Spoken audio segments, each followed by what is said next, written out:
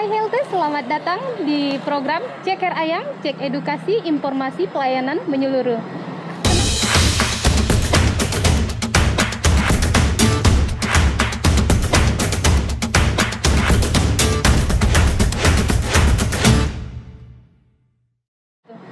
Senang sekali saya Natalia Mastika dapat menjumpai Anda dalam program hari ini, edisi khusus untuk memperingati kesadaran defek jantung turunan yang jatuh pada pertengahan bulan Februari ini. Nah, Healthers, adapun tema kita hari ini yaitu mengenai lemah jantung atau gagal jantung ya dok ya. Betul. Baik, di sini telah hadir bersama saya narasumber kita. Beliau merupakan dokter spesialis jantung dan pembuluh darah. Beliau juga bekerja di RSUD Sultan Syarif Muhammad Al-Qadri Kota Pontianak, yaitu Dr. Aditya Pradana SPJP. Selamat siang dok. Selamat siang Kak Natalia. Mungkin kita mulai saja dok ya bincang-bincangnya mengenai topik kita hari ini. Silakan Kak. Nah, ya. Mungkin yang pertama-tama saya ingin tanyakan dok, apa sih sebenarnya penyakit lemah jantung ini? Ya. Karena banyak nih mitos yang berkembang di masyarakat.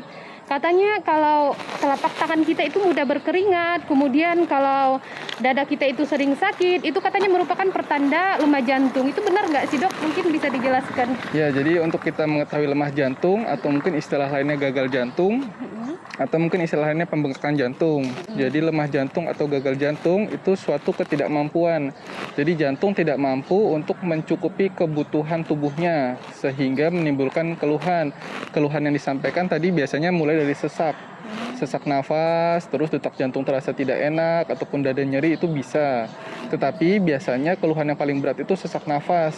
Sesaknya itu biasanya ketika aktivitas sesak, terus kalau berbaring atau tiduran tuh dia sesak. Lebih enak kalau duduk, dan kadang disertai dengan kaki bengkak. Nah, gejala lain itu bisa seperti keringat dingin di tangan, itu bisa menandakan bahwa darah tidak sampai ke telapak tangan sehingga keluar keringat dingin. Nah, penyebab yang paling sering itu karena penyakit jantung koroner. Nah, biasanya penyakit jantung koroner itu ditandai dengan adanya nyeri dada tadi yang tadi kakak sampaikan.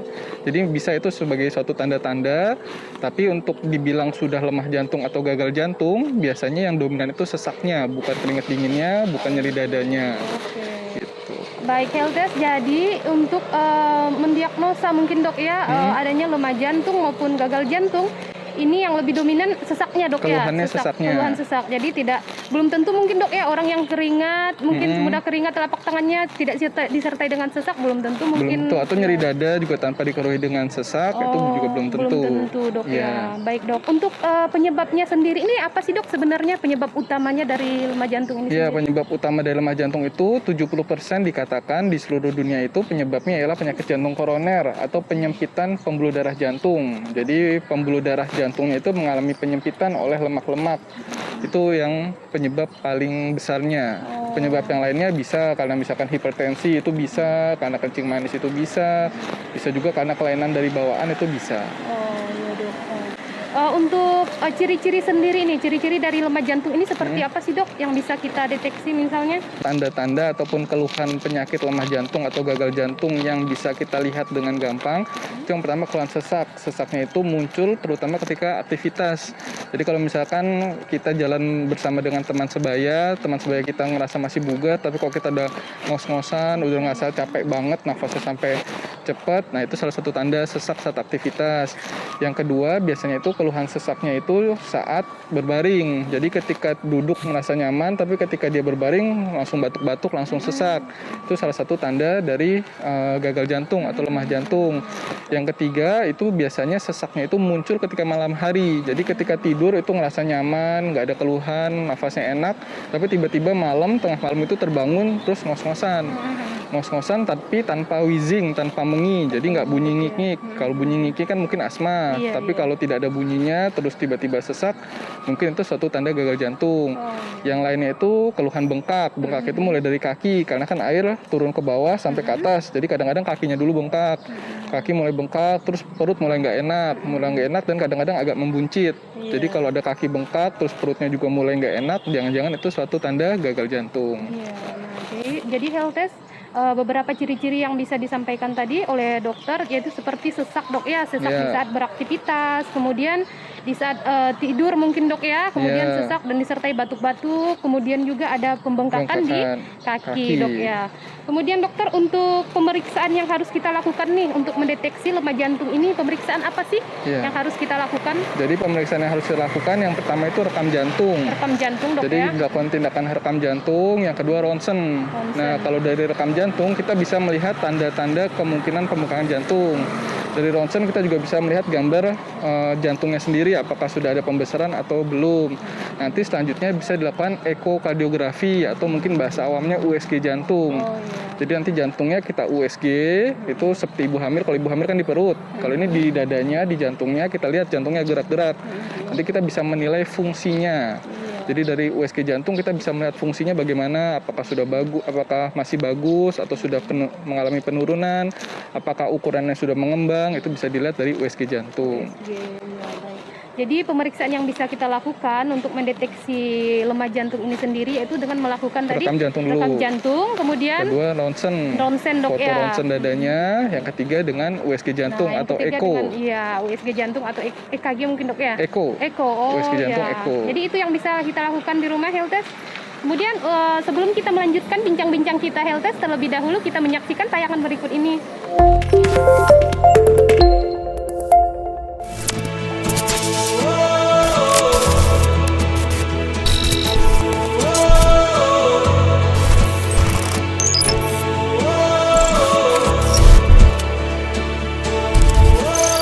Sistem Informasi Manajemen Pelayanan Online atau dikenal dengan Simponi dibuat untuk memudahkan masyarakat pengguna pelayanan kesehatan di Rumah Sakit Umum Daerah Sultan Syarif Muhammad Al-Qadri dalam memberikan pelayanan secara online serta mendapatkan keterbukaan informasi seputar pelayanan yang ada di rumah sakit ini. Selain itu, Simponi sangat memudahkan saya dan jajaran manajemen untuk memantau serta mengevaluasi secara cepat terhadap informasi atau data pelayanan yang tersedia. Kami berharap dengan adanya Simponi dapat berkontribusi meningkatkan kualitas pelayanan publik di Kota Pontianak, karena kepuasan Anda prioritas kami. Wassalamualaikum warahmatullahi wabarakatuh. Bekerja keras untuk pasien, jiwa raga dan penuh semangat. Bekerja keras untuk para pasien, rumah sakitku, pelayananku, kebanggaanku yang nomor satu. Rumah Sakit Sultan Syarif Muhammad Al-Qadri Kota Pontianak, kepuasan Anda prioritas kami. Baik health test, kembali lagi kita melanjutkan bincang-bincang kita hari ini yaitu mengenai lemah jantung. Mungkin pertanyaan selanjutnya nih dok, apa sih yang harus dilakukan jika seseorang itu didiagnosa menderita lemah jantung ini? Apa yang harus kita lakukan? Karena banyak nih masyarakat kita setelah didiagnosa tuh dok, mereka panik, takut, ketakutan seperti itu. Nah, kemudian mungkin dokter bisa kasih tips apa yang harus dilakukan setelah mendapat diagnosa ini. Ya, jadi ketika seseorang sudah didiagnosis lemah jantung, itu biasanya berdasarkan hasil USG jantung ataupun hasil eko, di mana nanti fungsi pompa jantungnya itu biasanya kurang dari 40%. Nah, ketika dinyatakan, Pak, Bu, ini jantungnya sudah lemah, fungsi pompa jantungnya kurang dari 40%, itu jangan takut. Kenapa? Karena fungsi jantung yang 40% ini bukan angka mati, maksudnya bukan sesuatu yang tidak bisa membaik. Jadi ketika dinyatakan kurang dari 40%, selama nanti pasien itu kontrol, rutin, terus aktivitas fisik sesuai dengan anjuran dokter, itu bisa meningkat. Dari 40% nanti bisa naik, berharap nanti bisa naik, bisa jadi di atas 40%. Seperti itu. Caranya gimana? Caranya tadi yang pertama harus kontrol teratur dan minum obat rutin. Jadi jangan minum obat aja tanpa kontrol, itu juga nggak boleh. Jadi minum obat terus tapi nggak pernah kontrol itu jangan. Jadi tetap harus kontrol, karena nanti dokter akan menyesuaikan dengan kondisi tubuhnya. Jadi nanti ada target-targetnya. Nah, lalu aktivitas fisiknya juga. Jadi ketika dinyatakan lemah jantung bukan berarti terus nggak boleh aktivitas, bukan berarti harus tiduran terus, tidak. Tapi justru malah harus aktivitas. Aktivitas yang dianjurkan itu jalan dalam waktu seminggu itu sekitar 4-5 kali. Seminggu Jalan, ya dalam waktu seminggu jalan sebanyak 4-5 kali, boleh pagi ataupun sore. selama 30 sampai 45 menit jalan. Tujuannya untuk melatih jantungnya. Iya. Nah, jalannya ini juga sesuai dengan kemampuan masing-masing. Jadi seandainya misalkan dia memang masih agak sesak, nggak kuat jalan 30 menit, boleh dicicil. Jalan 10 menit, nanti istirahat 5 menit. Nanti jalan lagi 10 menit, istirahat 5 menit, jalan lagi 10 menit. Jadi total tetap bisa 30 menit. Tapi sekali lagi, ini sesuai kemampuan. Jangan jalan 10 menit tapi kenceng, terus udah ngos-ngosan. Jangan.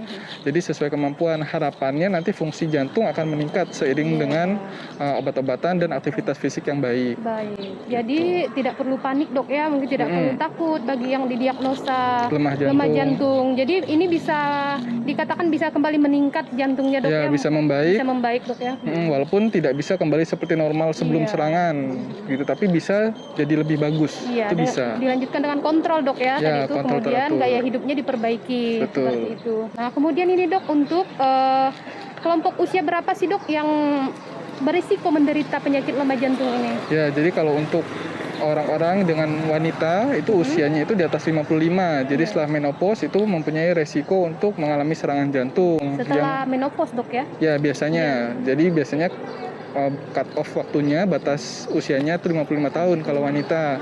Nah, kalau laki-laki di atas 45. Jadi kalau laki-laki di atas 45, itu wanita juga di atas 55, itu mempunyai faktor resiko serangan jantung yang nanti akan berakibat pada lemah jantung. Tapi kalau misalkan orang-orang tanpa belum usia segitu, belum usia 45, belum usia 55, tapi sudah mempunyai faktor resiko seperti kencing manis, kolesterol ataupun darah tinggi, itu tetap harus memeriksakan dirinya. Jadi jangan nunggu saya masih 30 terus ngerokok dan segala macam. Jangan. Jadi tetap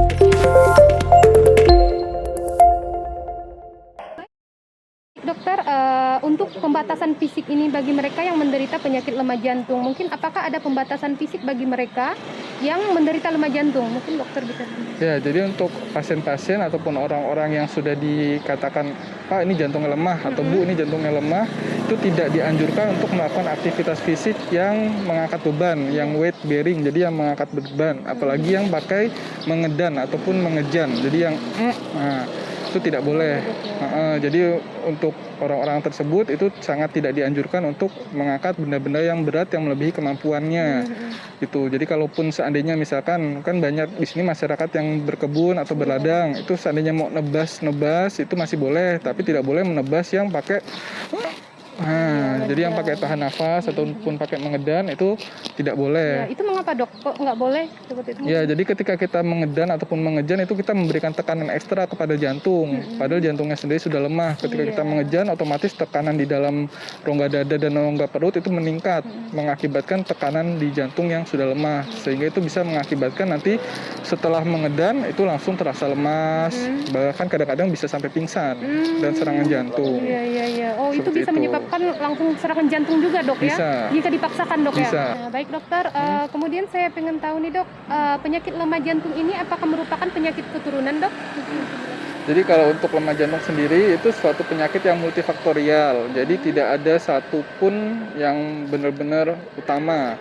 Itu memang penyebabnya banyak, faktor resikonya banyak. Jadi yang diturunkan itu faktor resikonya, bukan lemah jantungnya. Jadi faktor resikonya seperti hipertensi, terus kencing manis, lalu misalkan hiperkolesterolemi, jadi maksudnya kolesterolnya tinggi, itu memang diturunkan untuk faktor-faktor resikonya. Tapi seseorang untuk menjadi lemah jantung itu faktor pencetusnya banyak. Tadi yang paling utama gaya hidupnya. Jadi ketika dia memang sudah ada faktor resiko ditambah dengan gaya hidupnya yang nggak bagus, terus kebiasaan-kebiasaan jeleknya lanjut terus, dia tidak rutin memeriksa dirinya, itu bisa menjadi lemah jantung. Baik. Jadi kalau lemah jantungnya sendiri itu tidak diturunkan. Tidak diturunkan. Yang diturunkan faktor-faktor resikonya. Iya. Seperti itu. Jadi yang diturunkan itu lebih ke faktor resikonya. Khusus untuk lemah jantung ini bisa disebabkan banyak faktor ya dok Betul ya? sekali.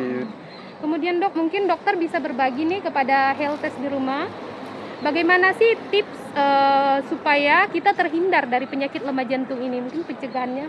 Ya, jadi untuk pencegahannya sendiri tadi yang sudah saya sampaikan, lemah jantung itu tidak diturunkan secara langsung lemah jantung, tapi faktor risikonya.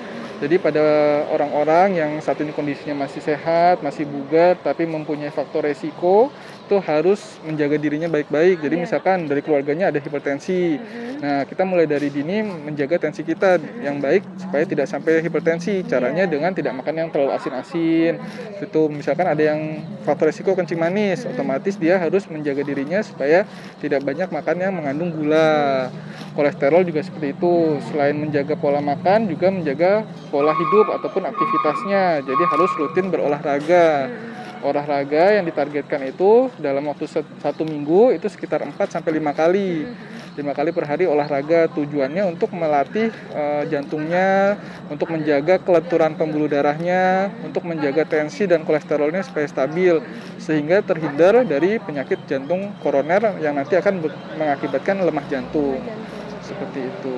Jadi, nah baik dokter, seperti tadi itu ada pembatasan pola makan juga dok ya, Betul. kemudian membatasi makanan yang mengandung mengurangi yang mengandung kolesterol itu. Betul. Seperti apa sih dok makanannya yang mengandung kolesterol? Ya, jadi makanan-makanan yang mengandung kolesterol tinggi itu secara gampangnya bagian organ binatang. Jadi seperti hati, ampela, babat, usus, kikil atau kita biasa sebut jeroan, itu kadar kolesterolnya sangat tinggi.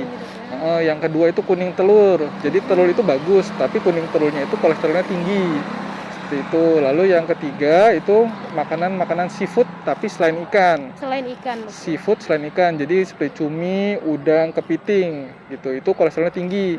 Kalau kita mau makan masih boleh, tapi kita harus membatasi jumlahnya. Jangan sampai nanti kita misalkan tiap hari makan seperti itu, cumi, udang, kepiting tiap hari, otomatis nanti kolesterol kita akan tinggi. Jadi kita harus diselingi. Kalau untuk ikan sendiri itu justru malah dianjurkan. Jadi dalam seminggu kita dianjurkan untuk makan ikan 1-2 kali per minggu. Per minggu dok ya. Makan ikan tuh bagus. Iya. Gitu. Berarti health test jadi salah satu pencegahan yang bisa kita lakukan yaitu dengan mengubah pola makan juga dok. Betul. Ya. Jadi gaya hidup juga kita harus perbaiki.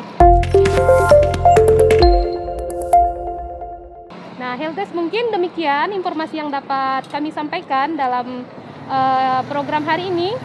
Saya Natalia Mastika dan narasumber kita Dr. Aditya Pradana, SPJP, pamit undur diri dok ya. Terima kasih atas informasinya. Semoga bisa bermanfaat kepada masyarakat luas. Demikian informasi yang dapat kami sampaikan. Sampai jumpa di acara selanjutnya.